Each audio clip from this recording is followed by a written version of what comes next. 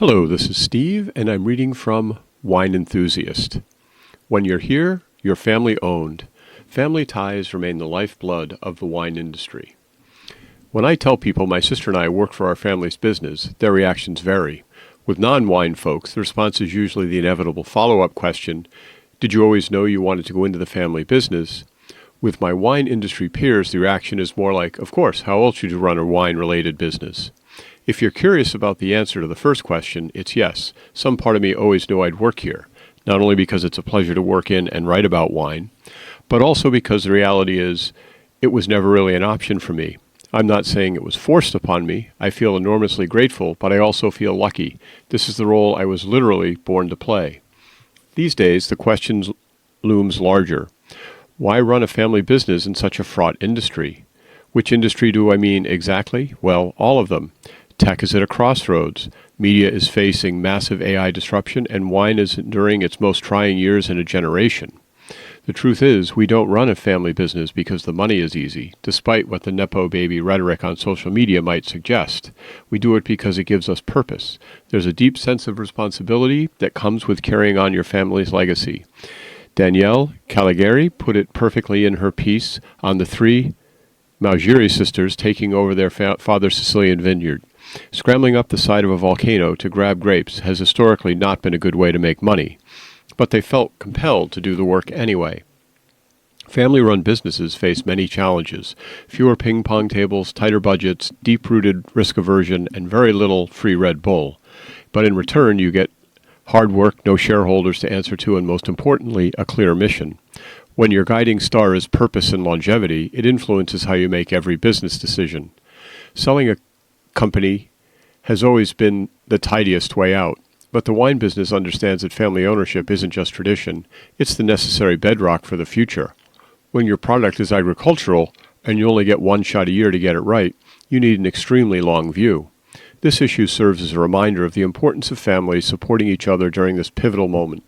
Not just because it's the holiday season, but because we are collectively linking arms and saying, the industry we love needs our long-term, steadfast, weathered support. We are leaders who don't just look 2 or 3 years ahead, we look 2 or 3 generations ahead. That's the outlook that deserves to be celebrated right now, and I think a few bottles of wine to pop with that will do the trick. Cowgirl Wine. The Beverly, Washington AVA is a tiny, remote region producing rugged red wines. 6 years ago, the team at Four Feathers Wine Services in central Washington state was jotting down tasting notes for their wine. The words powerful and rugged were repeatedly used for their Beverly Vineyard bottlings, setting them apart from wines grown in other areas that express less tannin and acidity. When I think of the word Beverly, I think of a rugged cowgirl, which honestly describes these wines well, says Becca Decline, the general manager and director of winemaking at Four Feathers. They're not lean, they're bold and big. We realized there's something special here, and we decided to shoot for an AVA. Decline and other Beverly acolytes filed the necessary paperwork supporting Beverly Wine's designation, and the AVA was inaugurated in the fall of 2024. Beverly wines conjure images of a fireplace and a plush robe with potent flavors of black cherry and pipe tobacco. They express opulence, weight, body, and dark ripe fruit. For St. Michel Wine Estate's intrinsic red blend, Beverly grapes offer backbone. They bring beautiful structure and mid-palate filler to Columbia Crest's Grand Estate's Cabernet Sauvignon, says Columbia Crest head winemaker Guy Barnes. Four Feathers showcases Beverly-grown grapes in its own dark rock wines. The Beverly Washington AVA is within Washington State's Columbia Valley AVA, where diffuse impacted soils are remnants of primordial lava flows and late ice age flooding. The Columbia Valley contains 17 of the state's 21 AVAs. A recent proliferation of new sub-AVAs is evidence of a maturing wine region, says John Bookwalter, president of John Bookwalter Winery in Richland, Washington. Bookwalter's father, Jerry, first identified Beverly's viticultural promise in the 1990s. More than 15,000 years ago, an ice dam burst, shoring up a glacial lake, says Kevin Pogue, a geology professor at Whitman College and author of the Beverly Washington AVA application. Floodwaters coursed along the Columbia River and Crab Creek, converging behind a break in the Saddle Mountains called the Sentinel Gap. Grapevines are now rooted in flood-dragged gravel and sand, and wind blowing through the Sentinel Gap along with heat toughens the grape to form thick skins and pronounced tannins. In 1981, the F.W.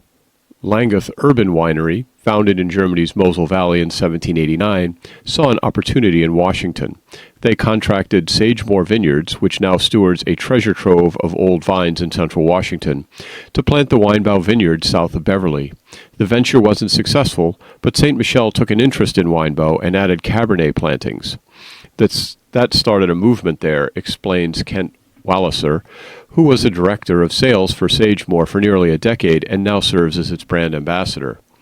About a decade later, vineyard manager Jerry Bookwalter told Doug Merkel, an accomplished viticulturist who planted the Indian Wells Vineyard south of Beverly, that Beverly's wind and heat could support exceptional grapes. In collaboration with Ste. Michelle, Merkel planted Cabernet Sauvignon in Beverly in 1994 and Cabernet Franc in 1995, both for Columbia Crest. Tom Merkel, who now manages all the vineyards in the AVA, can recall working with his dad to dig a 35-foot pond, journeying underground through rock, sand, glacial till, and coarse sand to find big basalt underground cliffs. The hillsides are pure sand, though, and according to Decline, grapes like Malbec can hang for a long time. How to make non-alcoholic wine worthy of fine dining. Johannes Leitz was ridiculed when he used his family's vineyards for N.A. Riesling. Now he's having the last laugh. Johannes Leitz will never forget the day a package of Haribo gummy bears came flying at him. This guy said, "Now you produce wines for children, huh?" He recounts, it was 2016, and the owner of Weingut Leitz, a family-run winery in Rheingau, Germany, was the only one at a trade show who had brought a non-alcoholic product. Then he threw a bag of gummy bears across the counter. So many people in the industry were laughing at us. For decades, few people took non-alcoholic wines seriously. Most offerings were nothing more than cuvées of dubious provenance, often supplemented with tea, grape juice concentrate, sugar, or other flavorings to make them palatable. At best, the results were insipid. At worst, sweeter than Welch's. Now, with adults in both of Leitz's native Germany and the United States drinking less, non-alcoholic wines are on the rise. For 5 or 6 years, it was like we were the only soccer team on the field, Leitz says. That helped a lot, because suddenly we were everywhere. Leitz's flagship de-alcoholized Riesling, dry, with notes of rhubarb, tarragon, and citrus, has been poured at fine dining restaurants including the Purple Pig in Chicago, Restaurant Franzen in Sweden, and 11 Madison Park in New York. It's earned approving nods from this magazine along with the New York Times. These days, his 1-2-0 NA lineup includes a Sauvignon Blanc, Pinot Noir, Chardonnay, and a sparkling Blanc de Blanc. It would be easy to chalk up these improved NA options to newfangled technology, but vacuum distillation, the method Leitz uses to remove alcohol from his wines, has been around for more than a century. Essentially, it lowers the evaporation point of alcohol in a 95-degree Fahrenheit chamber, making it possible to reduce the ABV to negligible amounts without cooking the wine. Other volatile aromatic compounds escape in the process, some of which are added back into the final product. Alcohol tastes fantastic, so you're losing 12% of a major aroma, Leitz says. Alcohol adds body, mouthfeel, and bite to the wine. There's a reason why a boozier Cabernet Sauvignon coats the palate so luxuriously. It's also why creating great non-alcoholic wines is so much more challenging than, say, making a 5% ABV lager. That just means you have to start with the best base wine possible. We are not magicians or wizards, but what we can do is still look for fantastic grapes. For his whites, that means grapes grown on his vineyard in Rheingau, where the quartzite soil yields Rieslings with bright, restrained acidity. We can't do a proper red in Rheingau, so we source from really good producers in Baden, he says. His 0.5% Pinot Noir is skin-fermented and aged in barrique. Historically, terroir was seldom mentioned in conjunction with non-alcoholic wines, but Leitz is convinced that it shines through in the glass. His family has been growing grapes in the Rheingau since 1744. After Allied bombers missed the mark and blew the vineyard to smithereens during World War II, his grandfather rebuilt from rubble. When Leitz was just 14 months old, his father passed away, leaving his mother to take over the winery. He still remembers trying non-alcoholic wine at the dinner table as a toddler. His mother threw herself into keeping the family business alive. During the summer season, she often pulled 18-hour days, rising in the still dark morning to tend the grapes, then opening her flower shop at 8, then returning to the vineyard after dark. By the time Leitz was 12, the winery had already taken over his life.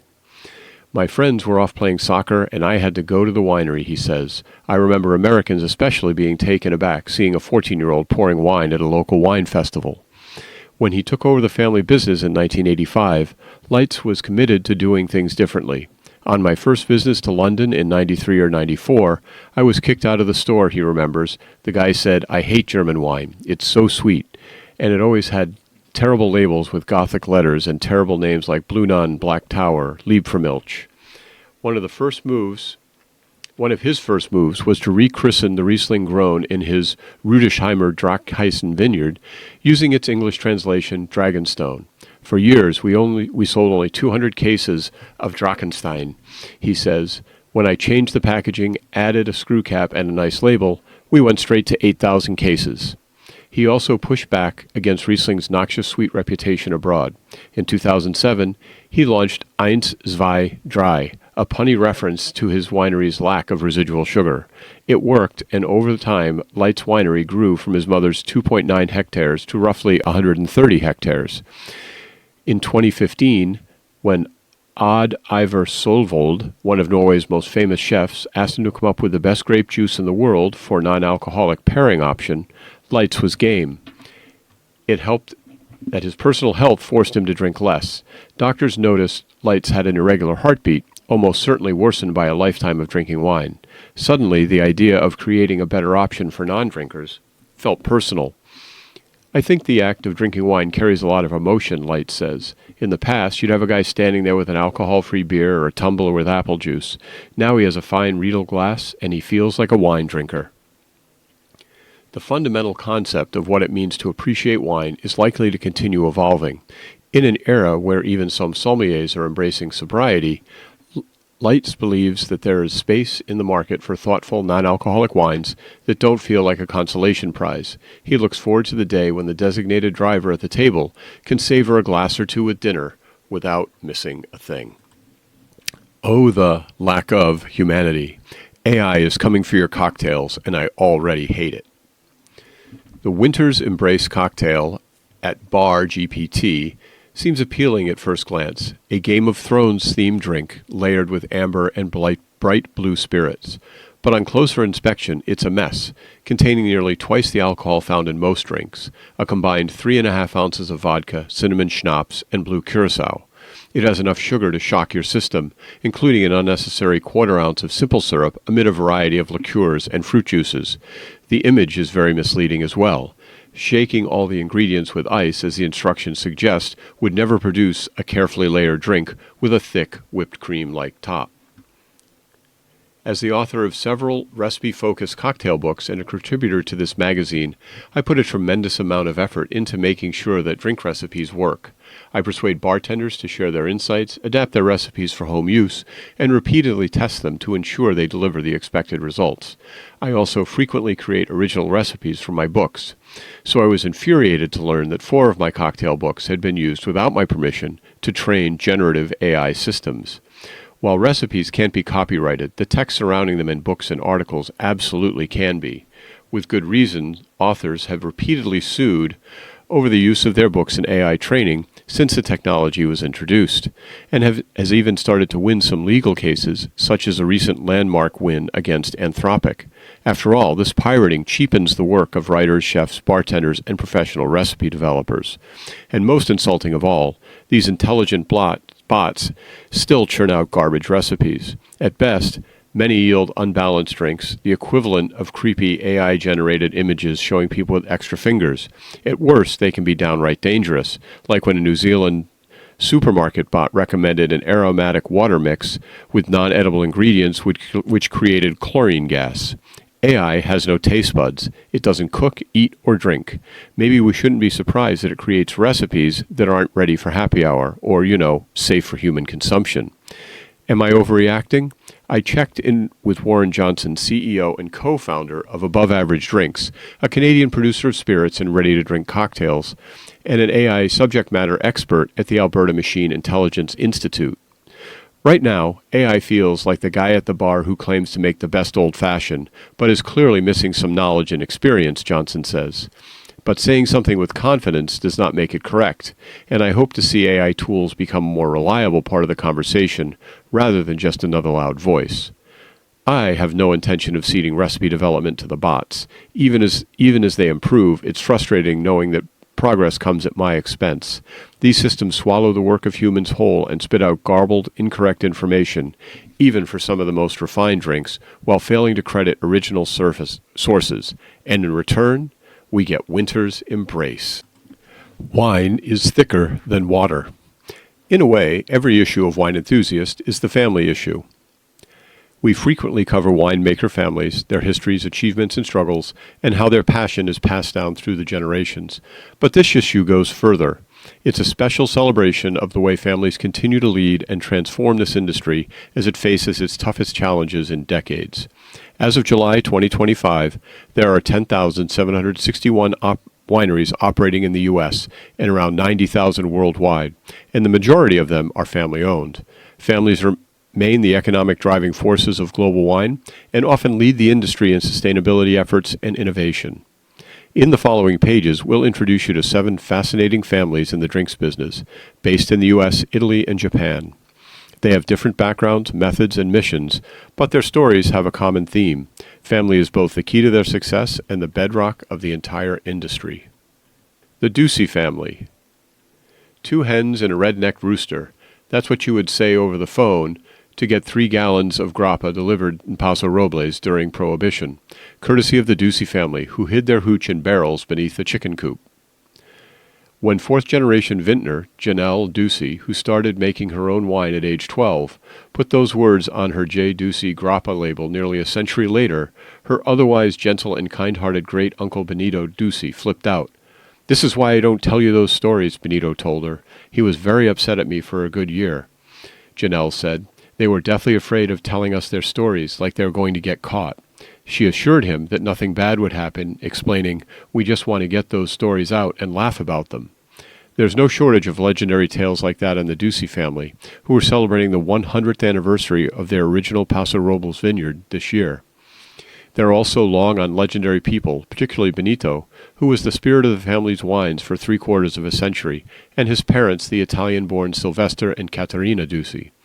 The Ducey saga begins at the base of the Alps in Ogno Degno, Italy, the mountainside village that Sylvester left in 1907 for better opportunities in the United States. After returning to Europe for World War I and working as a lumberjack in Northern California, Sylvester settled in Paso Robles in 1920.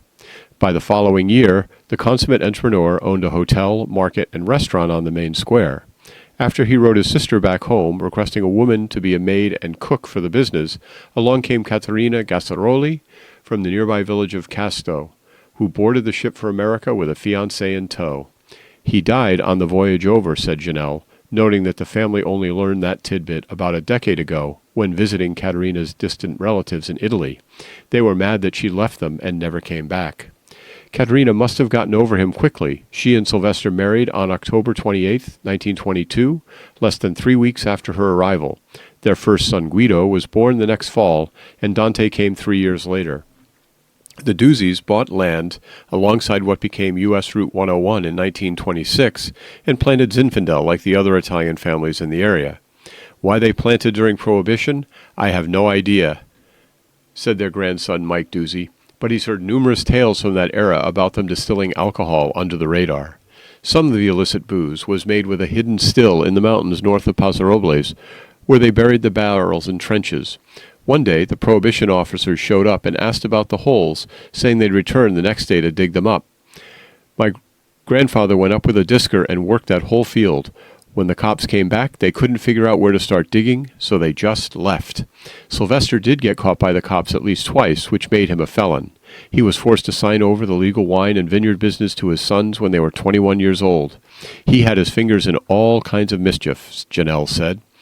Living in the shadow of law enforcement wasn't easy for the young boys, Guido and Dante.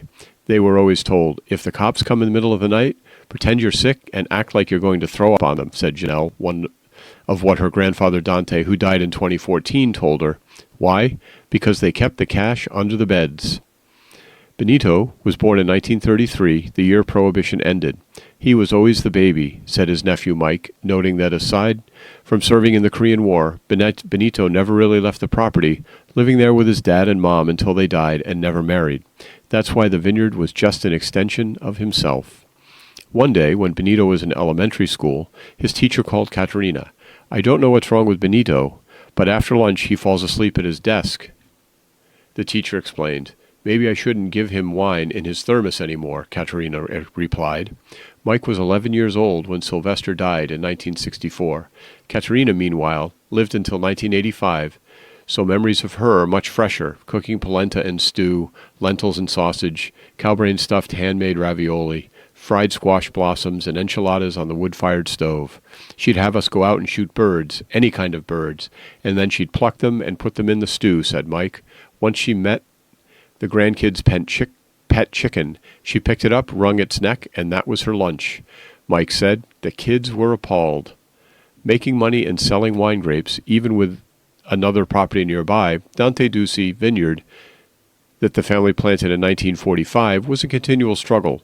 That's why my dad and uncle had full-time jobs, said Mike. Dante was in road construction, Guido worked as an electrician, and even Benito worked for an asphalt plant occasionally. That was the only way to afford farming grapes at the time. One strategy was selling to home winemakers around California. The worst part is that they wanted you to drink the wine from the years before, said Mike, who helped with those deliveries. I was a young kid, and it still didn't taste good. The Benito Dusi Vineyard, as the original 1925 planting became known, earned widespread acclaim when Ridge Vineyard started buying grapes there in 1967, and then showcasing both Zinfandel and Benito Dusi on the label in 1976. This was the jug wine era. No one was writing Zinfandel on the bottle, and no one was mentioning the vineyard, Janelle said. Benito was really proud of the Ridge bottle. He always showed it to people. In the 50s and 60s, when the family made its own wine for a spell, the property served wine to passers-by. There was a particular interest from soldiers stationed at Camp Roberts and priests from the San Miguel Mission. They had only the tasting room along 101 at the time, said Janelle. It was a gathering place, too. Benito worked the vineyard right up until his death in 2019. We had to pry him off the tractor, said Janelle, who started her J. Ducey label almost 20 years ago. Those vines were his babies, his family. That was everything to him. He was on that tractor when he could barely walk. Benito left the vineyard to Mike, who'd helped him farm it for many years. He knew I wouldn't sell, said Mike. It will never be sold as long as I'm alive, and I think the kids feel the same way. Today, the fifth generation is involved, with Mike's 22-year-old grandson Dante Dusi now farming 5 of the family's 10 properties, which together number about 600 acres. Joni Dusi, who married Mike in 1972, is most proud of the entire family's work ethic, which starts being ingrained in them as soon as they can walk. They just do what they're asked to do, she said. They never complain. They never ask to leave early. They don't ask to leave until the work is done. Most family members live very near each other, surrounded by their vineyards, and still gather for supper every Sunday. But as a multi-generational farming family, the stronger tradition concerns the weather. We celebrate the first rain of the season, Janelle said. We still always have polenta and stew. Joni added, I didn't realize how different our household was until the kids came home from school one day and said, Mom, some kids don't care if it rains. The last thing Renato Maugeri wanted was for his daughters to start making wine. The Maugeri family. You have to come to Zash and try these wines. It's my dad calling me very early in the morning because he's in Sicily and I'm in the U.S. The great thing about being 40 years old, I reply, is that I don't have to do anything you say. But of course, I book a flight anyway. Not because I'm an obedient child, but because he's not the first person to tell me about the Maugeri Estates wines in their gorgeous spa hotel, Zash. Winemaker Carla Maugeri and her daughters got their project off the ground 10 years ago, and their wines have since captured the attention of top critics. having restored several kilometers of ancient volcanic stone walls that define slim, barely navigable terraces. Maugery now makes about 45,000 bottles a year of white wine and rosato. They grow the indigenous Catarratto and Carricante grapes in some of the highest vineyards on Mount Etna, with views that stretch past Taormina toward the Straits of Messina. A few months after my dad called, I was sitting at dinner with Carla and her father, Renato, listening to their own tale about kids disobeying their parents. Renato, who was born and raised among the vines on Etna, watched his family and neighbors struggle to make a living in the wine industry. He didn't want his kids to take over and was planning to sell the vineyard.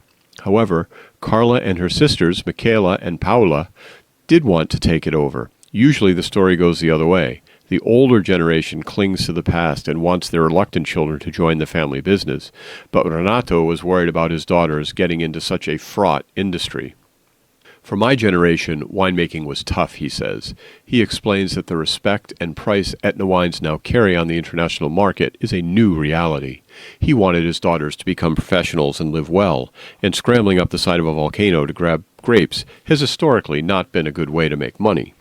His daughters did, for what it's worth, build careers outside of wine, including Carla, whose stubborn refusal to give up on the Maugery vineyards has made their rebirth a reality. After becoming an architect, Carla decided to forego more lucrative projects and return to her family's estate to reclaim a dilapidated building slated for demolition. She transformed the house into Zash County Boutique Hotel and Spa, a quietly magnificent resort with 16 unique rooms, luxurious amenities, a pool tucked into an orange grove, and an on-site Michelin-starred restaurant. A few years later, she and her sisters, Paula, who is now focused on sales and marketing, and Michaela, who does management and administration, started restoring the terraces on their family property and bringing the vines back into quality production. Before the sisters took over, the vineyard wasn't producing wines to be bottled. Both the winery and the hotel are designed to bring attention to their home region and give the world a taste of how magical it can be. Up the mountain from Zash, I meet Carla at the Maugery Estate House that's nestled among the vines. She's been restoring it and can now host tasting, meals, and overnight guests there. Both Zash and the estate house have a rare ability to make you feel like you're living a spare existence in nature while completely coddling you. The wines we taste reflect this too. They flood the palate with crushed oyster shells, Sicilian citrus, and wild fennel. They are linear, lean, unadorned, even simple, which seems ridiculous to say, as they are not simple wines. They ask nothing of you and deliver huge pleasure. This is Steve, and I've been reading from The Wine Enthusiast.